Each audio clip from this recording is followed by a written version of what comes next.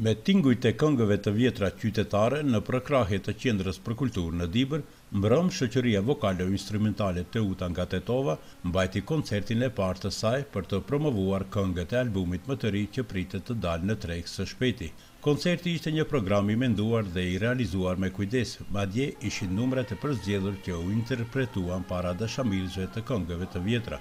Instrumentalistët prezantuan tingullin e pastër të muzikës nga thesari i këngës së vjetër shqipe, këngë që do të mbesin gjithmonë në kujtesën tonë.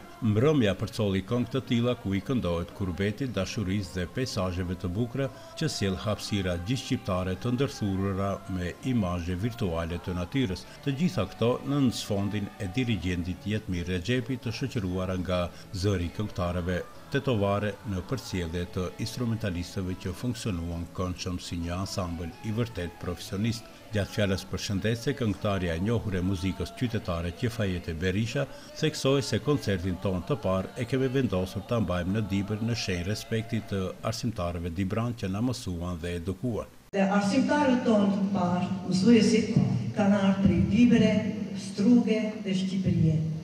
Prandaj, veçanërisht sot e parë të falenderoj, që na i kanë hapur dyert e diturisë, që na i kanë mësuar hapat e para.